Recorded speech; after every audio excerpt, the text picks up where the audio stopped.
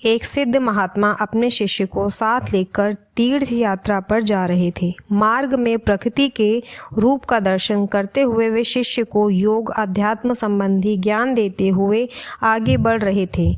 गुरु वाक्य को आत्मसात करता शिष्य उनका अनुसरण करता हुआ चला जा रहा था। यात्रा करते अभी भी वे कुछ ही दूर निकले थे कि जंगल के ऊबड़ खाबड़ मार्ग में किसी के करहाने की आवाज़ सुनाई पड़ी, जिसे सुनकर वह सहायता के लिए उस दिशा की ओर बढ़े। महात्मा जी ने ध्यान से करहाने की आवाज़ पर गौर कर उसका पीछा किया तो पाया कि थोड़ी ही दूर पर एक वृक्ष की लताओं में छिपकर एक व्यक्ति किसी दूसरे व्यक्ति के सिर पर एक बड़े भारी पत्थर से प्रहार कर रहा है। इसे देख महात्मा जी सहम उठे। उनका हृदय पीड़ित व्यक्ति के प्रति करुणा से भर आया। वह घटना स्थल की ओर भागे व दूर से ही चिल्लाकर उस निर्दयी को ऐसा करने से रोकने लगे। घटना स्थल पर उन दोनों के पहुंचने तक काफ़ी देर हो चुकी थी और दुर्भाग्यवश उस व्यक्ति ने अपना दम तोड़ दिया। उसके लहूलुहान मृत शरीर के निकट खड़ा हत्यारा वहां से भागने को तत्पर हुआ, किंतु महात्मा जी को अपने पास देखकर वह घबरा गया। मृतक की दुर्दशा को देख महात्मा जी बड़े दुखी हुए व उसे हत्यारे पर क्रोधित हो बरस पड़े। अरे मूर्ख, यह तूने कैसा अनर्थ कर डाला? क्या तुझे तनिक भी भय नहीं? इस निर्मम हत्या के पीछे आखिर तेरी क्या मंशा थी? क्रुद्ध महात्मन की फटकार सुन वह व्यक्ति घबराया। कुछ देर चुप्पी साधे खड़ा रहने के पश्चात थोड़ी हिम्मत जुटा वह अपना पक्ष आगे रख महात्मा जी से अभद्र शैली में कहने लगा, देखो महाराज, मैंने 2 वर्ष पूर्व इस व्यक्ति से कर्ज के रूप में कुछ पैसे लिए थे, किंतु मेरी तंग हालत के चलते मैं उस कर्ज को चुका सकने में असमर्थ था। अतः बड़ी कोशिशों से मैंने बिना सूद के कर्ज की रकम का बंदोबस्त किया और इसे लौटाना चाहा। मेरी बदहाल तंग स्थिति को जानकर यह दुष्ट सूद के बिना रकम लेने को तैयार ही ना हुआ और बारंबार सूद सहित धन वापस करने की जिद पर अड़ा रहा। इसके द्वारा दी जा रही निरंतर मानसिक प्रताड़ना से तंग आकर मैंने यह विचार किया कि क्यों ना इस व्यक्ति को ही समाप्त कर दिया जाए, तब मैं इस झंझट से मुक्ति पा सकूंगा। इसी विचार से मैंने इसे जान से मारने की योजना बनाई। मैं जानता था कि यह हमेशा की तरह इस मार्ग से होकर गुजरता है और शहर जाकर अपनी दुकान चलाता है। सो आज मैं सुबह से ही घात लगाकर बैठा था और यह जैसे ही करीब पहुंचा, मैंने इसे झुरमुट में धकेल पीछे से एक बड़े पत्थर से इसके सिर पर प्रहार कर दिया।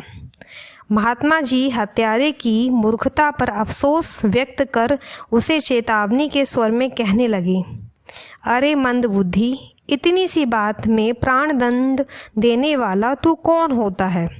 तूने यह गलत किया, तुझे इस अपराध का दंड अवश्य मिलेगा।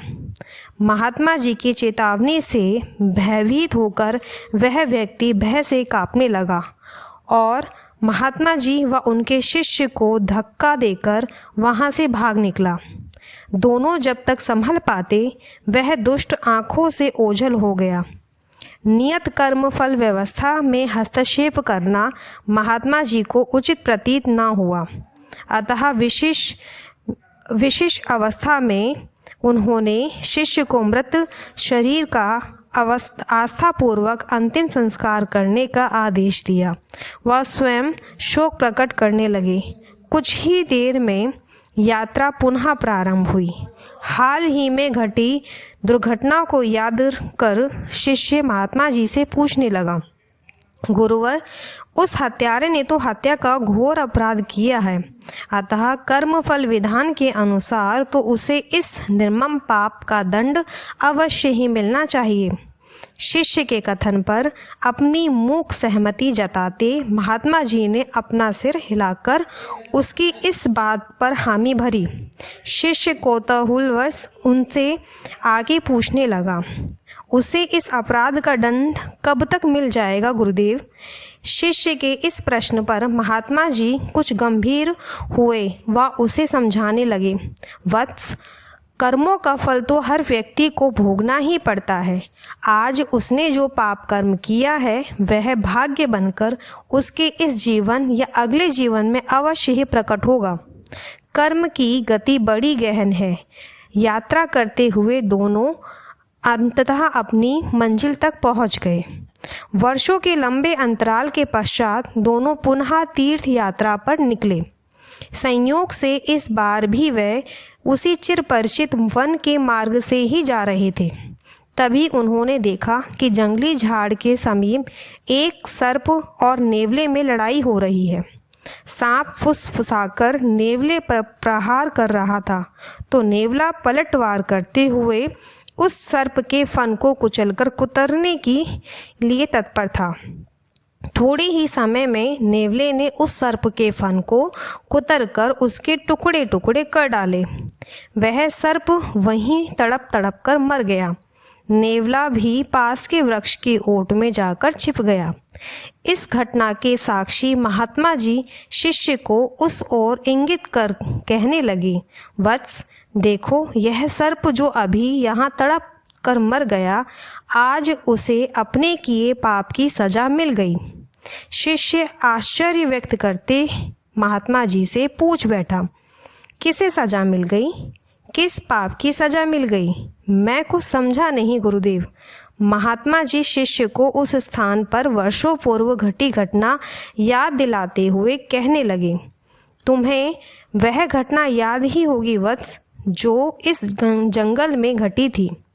कुछ याद करते हुए शिष्य के मुख से निकला, हाँ गुरुदेव, वह घटना मुझे भली भांति याद है कि किस प्रकार एक व्यक्ति ने एक भारी पत्थर से दूसरे व्यक्ति के सिर पर प्रहार कर उसका प्राण अंत किया था। महात्मा जी शिष्य की ओर देखकर मुस्कुराए और आगे कहने लगे, अभी अभी तुमने जिस सर्प को तड़प तड़प कर मरते देखा वह कोई और नहीं बल्कि वही हत्यारा है जिसने वर्षों पूर्व इस जंगल में एक व्यक्ति की जानबूझकर हत्या की थी। शिष्य अपनी सम्मति देता बोला, हाँ गुरुदेव, वह घटना तो मुझे स्मरण है, किंतु वह नेवला कौन था गुरुदेव? आंखें मूंदकर कुछ देख महात्मा जी बोले, वत्स, वह नेवला जिसने इस सर्प को कुतर कुतर कर मार डाला वह वही व्यक्ति है जिसकी हत्या की गई थी। आश्चर्यचकित भाव से गुरुदेव को देखता रहा। महात्मा जी शिष्य के मन में घटनाक्रम को लेकर व्यापी विसंगति का समाधान करते कहने लगे, कर्म फल का विधान बड़ा अटल है वत्स, जो जैसा कर्म करता है उसे उसका फल कभी न कभी अवश्य ही भोगना पड़ता है। तुम भी अपने पूर्व जन्मों के कर्मों का फल भोग रहे हो और मैं भी। समस्त प्राणी अपने अपने कर्मों का फल भोग रहे हैं। कोई सुखी है तो कोई दुखी। इसलिए मनुष्य के लिए यह अति आवश्यक है कि वह सदैव शुभ कर्म करे।